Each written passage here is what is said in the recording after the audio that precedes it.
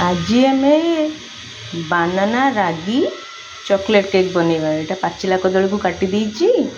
ये T chocolate नहीं जाइए खंड खंड काटिकी। दही 2 चमच, गहम अटा 1 कप, यहाँ हूँ आमर मांडिया पाउडर रागी जहाँ कहते यहाँ गुड़ पाउडर 1 कप रु टे कम नहीं।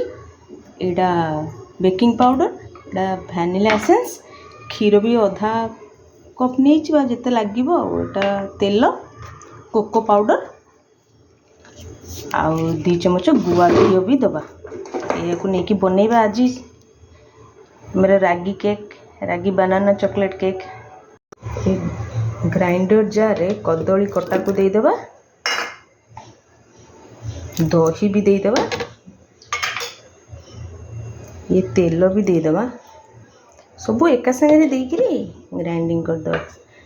आ गुड़ पाउडर जो अच्छे गुड़र पाउडरटा ताको भी देदेबा।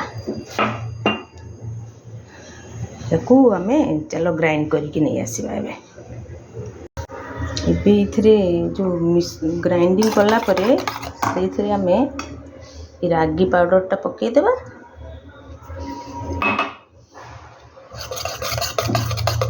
देखिकरी गोले गोले करवा। सुपर हेल्दी केक, बिना मैदा, बिना चीनी, कम तेल। आउ कौन ए अट्टा टिके पकईदे,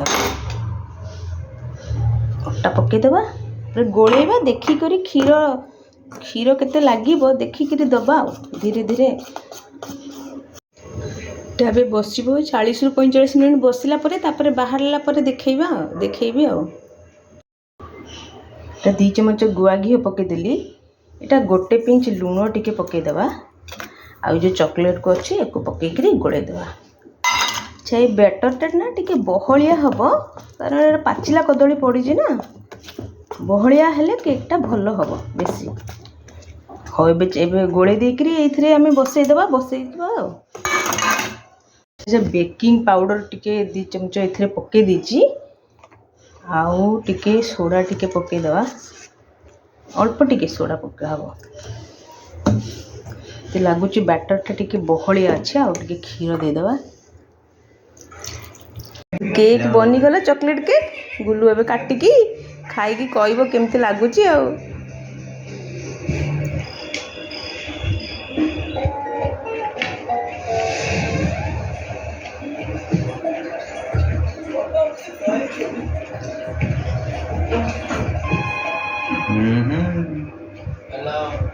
खाइकरी कह केमती लगुच ना।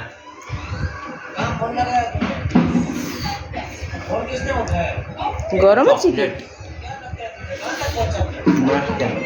मस्त है ना। मस्त। चलो अच्छा है।